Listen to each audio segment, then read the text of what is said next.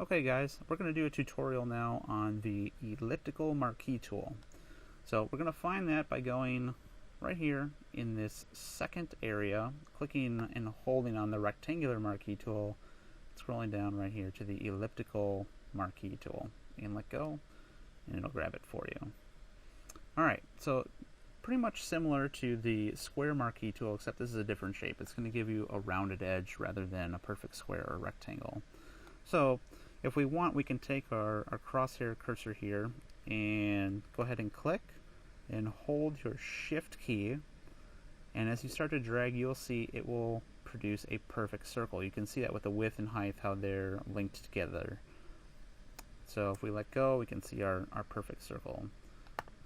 But if you wanted more of an oval shape, you can see without holding the shift key, you can get almost any rounded oval or circle shape that you need. So let's say we wanted to select her face. Not too bad, right? Okay, so we've selected her face with the elliptical marquee tool. These options are the same as they are in the rectangular marquee tool. So you have the add till selection, so if we click that one, what we can do is we can add another ellipse, and we can add yet another one. We can add as many as we like. This other option right here is actually the subtraction tool. So if we wanted to, we could say, well, I don't really want her eyes involved in this, so I'm going to subtract her eyes. So we have our three selections, the three big ones, and then we have our subtraction. Just by clicking this, we can subtract.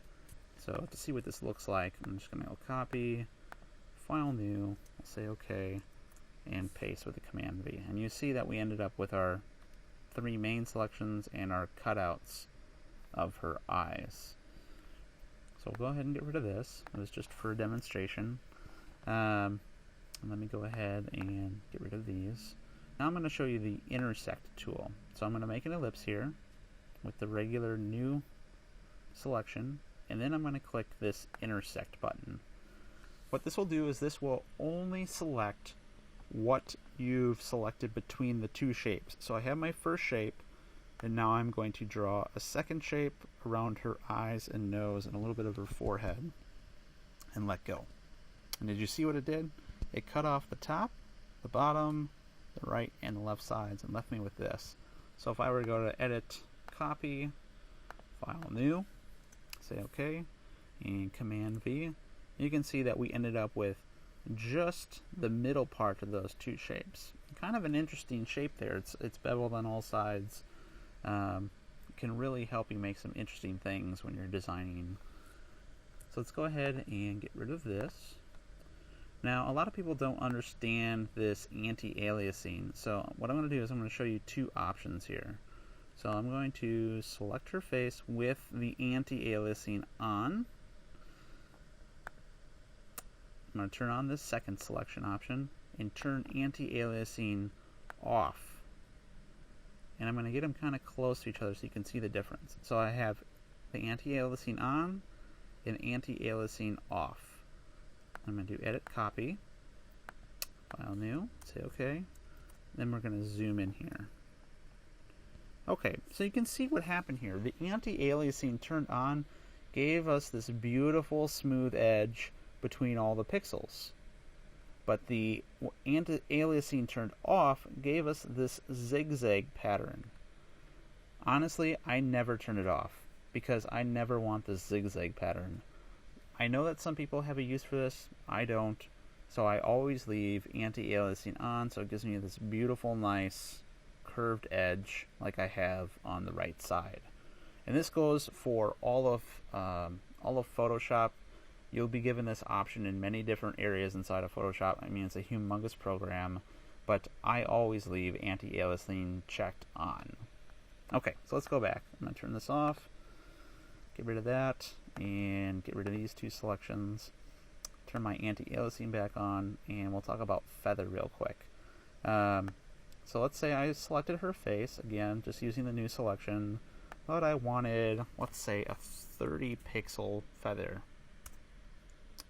Okay, I'm going to do Edit, Copy, File New, to show you what feather does. Say OK, and Command V, paste it. Okay, so what I did is I might have turned on my feather afterwards, which wasn't smart. So I'm going to go back, make another selection, see my feather's already on. I'm going to copy, File New. Okay, there we go. Okay, so you see it feathered out the sides of her face, top, all the way around. Really nice. This can be used in so many artistic ways, and you've probably seen this on a billboard 100 times with some sort of shape or form. Just a really easy way to throw an artistic flow on a shape. Okay, so that's what feather does. So I'm going to not save. Okay, same thing with the rectangular marquee tool. We have normal, ratio, and fixed size.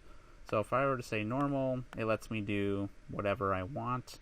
If I were to say, no, I want a fixed ratio, let's say it's 1:1, that's going to give me a perfect circle. Same thing if you do anything where the numbers are the same in the width and the height. 2:2, 3:3, 4:4, anything like that.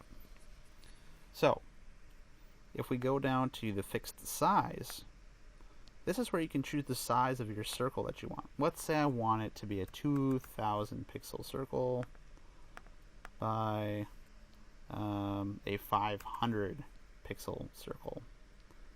Okay, look at, I didn't even have to drag it. It just already picked that size because it's a fixed size. So let's say you're in an image where you want to select maybe 50 people's faces in a giant group photo, and you know everyone's at the same distance and you want to select all their faces. All you have to do is make a width and height of a selection circle and just start clicking in their faces, and you'll be able to copy and paste fairly quickly. Under this refine edges, I think this is the last part about the elliptical marquee tool. You're going to notice a lot of options here. Just like the rectangular marquee tool, you're going to have the option to see the marching ants view, an overlay view, an on black view, an on white view, right? So all your different layers to view your selection. Particularly, like I said before, I like to see it on white. It gives you the clearest view of your selection. So I'm going to click off of this. And we're going to talk not about this edge detection. This is important sometimes, but I usually don't worry about that too much because you're going to be able to see what you're doing. So you can kind of not pay attention to that. The adjust edge, though, however, is a much different story.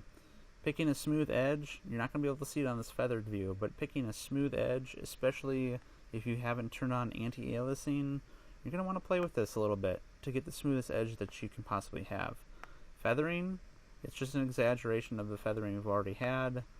Contrast is the opposite of feathering, so you can see how it kind of cleared that up there, right?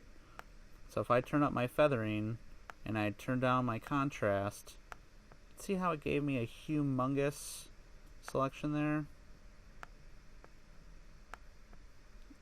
And I turn down my feathering. Pretty cool, right? The shift edge, you can see that that's the edge of my selection. It'll basically bring it either into a greater scenario or a lesser scenario, and it'll only go to a certain distance, so it bases it on the mathematics of your area that you've already selected. As far as your output decontaminating colors, again, probably nothing that you're ever going to need again, but this is more for the exportation to a new layer, and you can see that around her face where things start to get fuzzy. And basically all that's saying is do I want this clear or feathered, and how clear or how feathered and how crisp do I want my colors? So I usually leave that right at 50%, and that's sort of the sweet spot. And honestly, that's pretty much it for the elliptical marquee tool.